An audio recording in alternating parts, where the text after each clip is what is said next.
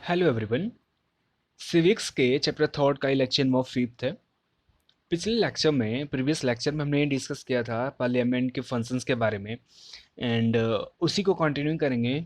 अब बात करेंगे कि पार्लियामेंट जो होती है इसका 6 नंबर का फंक्शन क्या है। हेडिंग है एन ऑर्गन ऑफ इंफॉर्मेशन। देखिए, जो पार्लियामेंट है उसमें टू हाउसेस होती है, लोकसभा एंड राज्यसभा। जो लोकसभा होती है, लोकसभा के जो लीडर होते हैं प्राइम मिनिस्टर को माना जाता है, और प्राइम मिनिस्टर जो है, जो उनकी कैबिनेट होती है जिसमें मिनिस्टर्स होते हैं ढेर सारे, उनके हेड हैं। तो और उसी पार्लियामेंट में अपोजिशन पार्टी भी होती है, उनके भी लीडर होते हैं, उनके भी प्राइवेट मेंबर्स होते हैं। वो क्या करते हैं कि कभी भी कोई भी गवर्नमेंट है, गवर्नमेंट की अगर कोई भी ऑर्गेनाइजेशन कुछ काम कर रही है, राइट, तो काम करे, उस काम से रिलेटेड अगर कोई भी इंफॉर्मेशन किसी भी अपोजिशन वाली पार्टी के, यानी मेंबर ऑफ पार्लियामेंट हैं लेकिन गवर्नमेंट की साइड से नहीं है, तो अगर किसी भी टॉपिक के ऊपर वो इन्फॉर्मेशन चाहते हैं, तो वो इन्फॉर्मेशन जो है पार्लियामेंट के कुछ रूल्स रेगुलेशंस होते हैं, उस रूल्स एंड रेगुलेशंस के तहत में जो पार्लियामेंट होती है वो उनसे कह सकती है कि जो मिनिस्टर्स हैं, अगर सपोज दैट कि डिफेंस से रिलेटेड कोई इशू, जैसे अभी जो है लद्दाख में कुछ इशू चल रहा है कि चाइनीज जो सोल्जर्स इंडियन टेरिटरी में एंटर कर गए, तो सपोज कि कोई पार्लियामेंट का कोई मेंबर है अपोजिशन पार्टी से, वो क्वेश्चन करना चाहता है कि रक्षा मंत्री इसका जवाब दें, क्या ये बात सही है, डिफेंस मिनिस्टर इस बात का जवाब दें, क्या ये बात सही है कि जो चाइनीज सोल्जर हमारी पार्लियामेंट में हमारी जो इंडियन टेरिटरी उसके अंदर में एंटर कर गए हैं। तो ये जो इन्फॉर्मेशन है, ये जो इन्फॉर्मेशन वो मेंबर ऑफ पार्लियामेंट यानी जो एमपी चाहते हैं गवर्नमेंट की तरफ से, वो मिनिस्टर्स को देना अनिवार्य होता है, वो देंगे। या फिर कोई भी अगर गवर्नमेंट की अथॉरिटी है उनको देना अनिवार्य होता है, इंफॉर्मेशन की शेयरिंग पार्लियामेंट के थ्रू होती है। तो इसलिए बोलते हैं कि ये जो पार्लियामेंट है इन ऑर्गन काम करता है इन्फॉर्मेशन का। और जो भी गवर्नमेंट फैक्ट देती है, कोई भी अगर इन्फॉर्मेशन शेयर करती है, वो एकदम रियल होता है, वो फेक नहीं होता है। अगर गवर्नमेंट बोल रही है कि हाँ उन्होंने एंटर करा तो सच में करा, नहीं करा तो नहीं करा, कोई भी चीज़ के रिलेटेड, जैसे रफाइल हमारे वहाँ एक विमान आया था, उससे रिलेटेड कोई भी इशू हो गया, तो अगर कोई भी इंफॉर्मेशन गैदर करना चाहते हैं, जो एमपीज हैं, वो एमपी जो है गैदर कर सकते हैं। और जितने भी वो इंफॉर्मेशन पे आंसर्स लेना चाहते हैं, वो कौन देते हैं आंसर्स, वो गवर्नमेंट की कैबिनेट में जो मिनिस्टर्स हैं वो आंसर करेंगे। जैसे एग्रीकल्चर से रिलेटेड कोई इशू, पार्लियामेंट में कोई मेंबर अपोजिशन से खड़े होते हैं, पूछना चाहते हैं कि क्या आप जो नई पॉलिसी है उसके साथ एमएसपी खत्म करेंगे, मिनिमम सपोर्ट प्राइस को खत्म करेंगे, तो एग्रीकल्चर मिनिस्टर खड़े होकर जवाब देंगे नहीं हम नहीं खत्म करेंगे। डिफेंस से रिलेटेड डिफेंस वाले देंगे। फाइनेंस से रिलेटेड अगर कोई इशू है तो फाइनेंस मिनिस्टर जवाब देंगे। होम रिलेटेड इशू है, कोई इंटरनल सिक्योरिटी से रिलेटेड इशू है कि कहीं 114 लगानी है, फिर कहीं मान लीजिए कि सपोज दैट कुछ दंगे हो गए, फसाद हो गया, ठीक है, तो उससे रिलेटेड इशू कौन देते हैं, उससे रिलेटेड जो है इन्फॉर्मेशन उनको देना पड़ेगा, होम मिनिस्टर जो होंगे उनको देना पड़ेगा। तो ये जो ऑर्गन है इन्फॉर्मेशन गैदरिंग का, शेयरिंग का काम करती है। Next, constitutional functions. अब ये जो पार्लियामेंट है, कंट्री तो हमारी किसके ऊपर चलती है, कंट्री चलती है कॉन्स्टिट्यूशन के ऊपर में, तो क्या ऐसा कभी स्थिति नहीं बन सकती है कि जो जैसे कॉन्स्टिट्यूशन में जो प्रोविजंस है, तो ये तो कॉन्स्टिट्यूशन बनाया गया था 1950 में, राइट, लागू हुआ था, और अभी 2020 चल रहा है, 70 साल हो चुके हैं बने हुए। तो अभी बहुत सारी ऐसी कंडीशंस कंट्री के अंदर में क्रिएट हो जाती हैं जिसके रिलेटेड या उससे जैसे कि उससे रिलेटेड जो इन्फॉर्मेशन जो कॉन्स्टिट्यूशन में है, बट उसमें थोड़ा सा ऐसा लगता है कि अरे यार इसमें थोड़ा सा ये वाला प्रावधान में होता तो अच्छा रहता।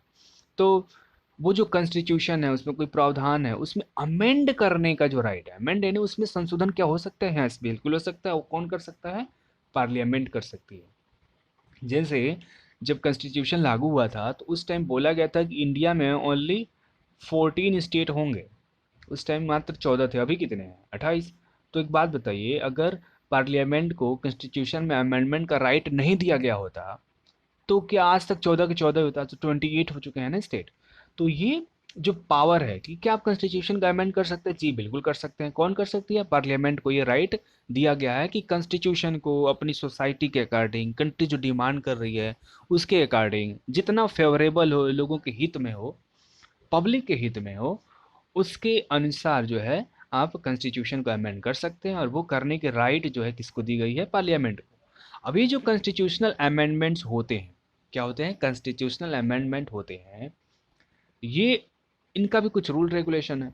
तो पार्लियामेंट में दो हाउसेस होते हैं ना, तो अगर कोई भी आप कॉन्स्टिट्यूशन में अमेंडमेंट करना चाहते हैं, तो लोकसभा से या राज्यसभा से, दोनों से पारित होना चाहिए, दोनों से पारित होना चाहिए।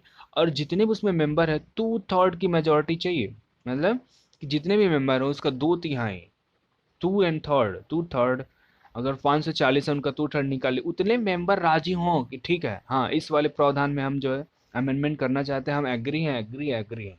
अगर उससे कम होता है तो इसको जो है बिल को पास नहीं किया जाता, अमेंडमेंट को माना नहीं जाएगा। ठीक है, अमेंडमेंट करना चाहते हैं कॉन्स्टिट्यूशन में, जी बिल्कुल कर सकते हैं।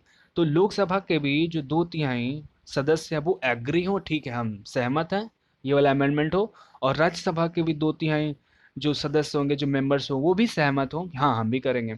उसके बाद तो 2/3 मेजोरिटी मिले, और उसके बाद में प्रेजेंट किया जाए वोट करने के लिए, वो वोट कर दें कि हाँ इस फेवर में है। जैसे एग्जांपल देता हूँ मैं आपको, इंडिया में सिटीजनशिप अमेंडमेंट एक्ट लाया गया था, या उसको भी छोड़ दीजिए, जीएसटी जो अभी कानून लगा था, गुड्स एंड सर्विस टैक्स, ये 103 नंबर का कॉन्स्टिट्यूशनल अमेंडमेंट एक्ट था। इसके तहत क्या किया गया, कॉन्स्टिट्यूशन में एक आर्टिकल है 279, उसमें उसमें जो है थोड़ा सा संशोधन किया गया। संशोधन क्या किया गया कि अगर जो टैक्सेस हैं इंडिया में, जो टैक्सेस लगते हैं, डायरेक्ट टैक्सेस भी होती है, इनडायरेक्ट टैक्सेस भी होते हैं, तो इस आर्टिकल में लिखा गया था कि जो इनडायरेक्ट टैक्सेस हैं लगाएगी सेंट्रल गवर्नमेंट, और उसको वसूलने का काम करेगी स्टेट गवर्नमेंट। तो इसमें ये संशोधन किया गया कि अब ये जो इनडायरेक्ट टैक्सेस हैं अलग अलग तरीके की, उनको हम खत्म करके उसके स्थान पे एक ही टैक्स लगाना चाहते हैं, जीएसटी। और ये जो जीएसटी टैक्स है ये भले ही लगाएगी सेंट्रल गवर्नमेंट वसूलेगी, ऐसा नहीं होगा। उसके लिए हम एक बॉडी बना दे रहे हैं, उसके लिए एक ऑर्गन बना दिया, उसका नाम रख दिया GSTN, मतलब goods and service tax, goods and service tax network. तो ये जो कंपनी होगी एक नॉन फॉर प्रॉफिट ऑर्गेनाइजेशन होगी, इसमें स्टेट के भी कुछ मेंबर होंगे, सेंटर के भी कुछ मेंबर होंगे, और 3 प्रकार की ये टैक्सेस को लगाएंगे, और यही इसी बॉडी का काम होगा। ये ऑर्गन क्या करेगी, टैक्स वसूले और फिर से स्टेट को एंड सेंटर का जो शेयर उनको उनको दे देती। इसमें 3 बनाए गए। तो ये बात किस में किया गया था, अब ये जो है कॉन्स्टिट्यूशन में अमेंडमेंट करना था, राज्यों की सहमति चाहिए थी। अब इसके लिए कॉन्स्टिट्यूशन अमेंडमेंट करने के लिए राज्यसभा और लोकसभा दोनों लोगों से पूछा गया आप एग्री हैं, तो 2/3 लोगों ने कहा ठीक है, लोकसभा के हम एग्री हैं, और राज्यसभा के भी 2/3 लोगों ने कहा हम एग्री हैं। अब ये बात लेके जाया जाता है, अभी बिल पारित हो गया, वोट हुआ कि इन्होंने कहा दिया वोट कि हाँ हम चाहते हैं, चाहते हैं, चाहते हैं। अब ये बिल लेके जाते हैं किसके पास, राष्ट्रपति के पास भी। अब राष्ट्रपति भी उसको पढ़ेंगे, सोचेंगे, समझेंगे कि सारे प्रावधान ठीक ठाक हैं कि तो नहीं है, किसी का नुकसान तो नहीं है, उसका बाद उस पर सिग्नेचर कर देंगे। अब वो जो कॉन्स्टिट्यूशन अमेंडमेंट है वो अब लागू हो जाएगा। ऐसे कॉन्स्टिट्यूशन में अमेंडमेंट कर सकते हैं, समझ गए। अब नेक्स्ट पॉइंट बात करते हैं किसकी, जुडिशियल फंक्शन। जुडिशियल फंक्शन, अब जो पार्लियामेंट है उसके पास इतनी सारी पावर है ना कि वो क्या कर सकती हैं कि जो प्रेसिडेंट है, हमारे प्रेसिडेंट का इलेक्शन होता है, इनडायरेक्ट तरीके से प्रेसिडेंट का इलेक्शन होता है। तो जो पार्लियामेंट है इसके पास इतना ज़्यादा पावर है कि वो पार्लियामेंट प्रेसिडेंट को इम्पीच कर सकती है, उनके पद से हटा सकती हैं। कैसे, अगर प्रेसिडेंट के ऊपर ये आरोप लग जाए कि उन्होंने संविधान का उल्लंघन करते हुए किसी प्रावधान को मंजूरी दे दी, या संविधान में जो उनको जो पावर्स दी गई है उसको वायलेट कर रहे हैं, तो उस आधार पे, या कदाचार है, इतने सक्षम नहीं है कि पार्लियामेंट की कुर्सी पर बैठ सकते हैं, इस आधार पे जो पार्लियामेंट उनको हटा सकती है। और ये हटाने का प्रावधान जो है कॉन्स्टिट्यूशन के आर्टिकल 61 में है, इसको बोलते हैं इम्पीचमेंट, इम्पीचमेंट अगेंस्ट प्रेसिडेंट। तो वैसे तो प्रेसिडेंट चुने जाते हैं कितने साल के लिए, 5 साल के लिए, लेकिन 5 साल से पहले भी अगर पार्लियामेंट को ऐसा लगता है कि प्रेसिडेंट ढंग से काम नहीं कर रहे हैं, या फिर वो पागल हो गए हैं, मति काम नहीं कर रही है, उस लायक नहीं है, तो उनको जो है पद से हटाया जा सकता है 5 साल से पहले भी। इस प्रोसेस को बोलते हैं इम्पीचमेंट, आर्टिकल 61 में इसका जिक्र है। ठीक है, अब उनको भी हटा सकते हैं। यहाँ तक कि जो सुप्रीम कोर्ट के जज होते हैं, कौन, सुप्रीम कोर्ट के जज होते हैं, हाई कोर्ट के जज होते हैं, सुप्रीम कोर्ट के जज हो गए, हाई कोर्ट के जज हो गए, उनको भी पार्लियामेंट उनके कुर्सी से हटा सकती है, इतना पावर है पार्लियामेंट के पास। लेकिन ये जो है अगेन स्पेशल मेजोरिटी से पारित होना चाहिए, 2/3 जो सदस्य हैं वो एग्री हों कि हाँ जो सुप्रीम कोर्ट के जज हैं, सुप्रीम कोर्ट के भी जज को किस आधार पर हटा सकते हैं उनके कुर्सी से, अगर उन्होंने कॉन्स्टिट्यूशन का वायलेशन किया है उस आधार पर ही कर सकते हैं, अदर किसी सोर्स के आधार पर उनको पद से नहीं हटा सकते। नेक्स्ट एंड लास्ट फंक्शन क्या है, इलेक्टिव फंक्शंस। इलेक्टिव फंक्शंस का मतलब, अब देखिए जो राज्यसभा होती है और लोकसभा है, दो सभा है ना, तो दो सभा में जो इलेक्टेड मेंबर्स होते हैं वो क्या करते हैं, जब कभी भी प्रेसिडेंट का इलेक्शन होता है, किसका, प्रेसिडेंट का इलेक्शन, या फिर वाइस प्रेसिडेंट का इलेक्शन होता है, प्रेसिडेंट या वाइस प्रेसिडेंट का इलेक्शन होता है, तो इन दोनों लोगों को वोट कौन करता है, इन लोगों को वोट करते हैं एमपी और एमएलए। कौन करता है वोट इनको, एमपी करते हैं, एमएलए करते हैं।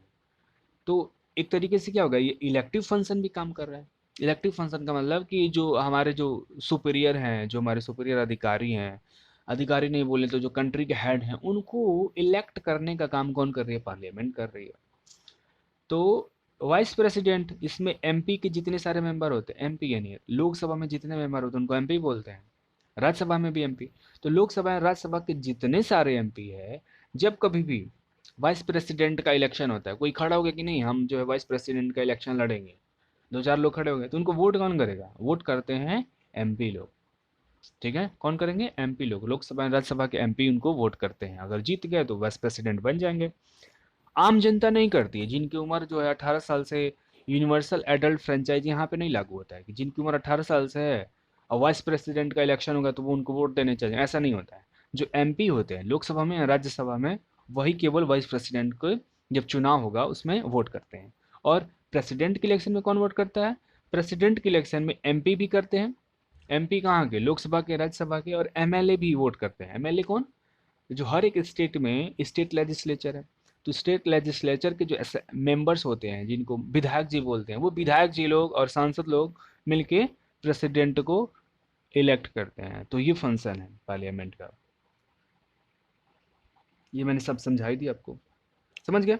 तो पार्लियामेंट जो है ये क्या कर सकते हैं, एक और फंक्शन होता है पार्लियामेंट का, कि सपोज कि एक स्टेट है बहुत बड़ा सा, और पार्लियामेंट को ऐसा लगता है, अरे यार स्टेट तो बहुत बड़ा है, और स्टेट गवर्नमेंट भी कह रही है पार्लियामेंट से या सेंट्रल गवर्नमेंट से कि आप हमारे स्टेट को 2 पोर्शन में डिवाइड कर दीजिए।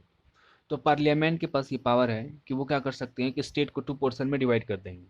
तो पार्लियामेंट के पास अब इसको क्या बोलते हैं, लेजिस्लेटिव पावर बोलते हैं। तो लेजिस्लेटिव पावर क्या है कि वो नया स्टेट बना सकती है, अब इस स्टेट को तोड़ के नया स्टेट बना दें, या दो छोटे छोटे स्टेट को आपस में जोड़ सकती है, या कोई अगर सपोज दैट नेबरिंग स्टेट है, नेबरिंग कंट्री है, वो चाहती है कि कुछ अपना ज़मीन इंडिया को देना चाहती है, तो उस ज़मीन को ले करके पार्लियामेंट उसको एक नया स्टेट भी बना सकती है। तो ये सारे पावर हैं किसके पास, पार्लियामेंट के पास। और एग्जाम्पल के तौर पे सन 2000 में 3 स्टेट बनाए गए थे। ये जो यूपी था, इसको डिवाइड करके उत्तराखंड बनाया गया, बिहार को डिवाइड करके झारखंड बनाया गया था, और छत्तीसगढ़ बनाया गया था किसको, मध्य प्रदेश को डिवाइड करके। और अभी लास्टली 2014, अगर आपको याद हो तो 2014 में जो आंध्र प्रदेश है उनको डिवाइड करके एक नया स्टेट बनाया गया था, तेलंगाना। किसने बनाया, पार्लियामेंट ने। कैसे बनाया, क्योंकि वहाँ की जो गवर्नमेंट, उन्होंने उनसे रिक्वेस्ट करी थी कि आप हमारे जो स्टेट को डिवाइड कर दीजिए, तो उन्होंने कर दिया। तो ये सारा प्रोसेस होता है गवर्नमेंट के काम करने का, पार्लियामेंट के काम करने का। यही चैप्टर फिनिश होता है। Okay, thank you, bye bye.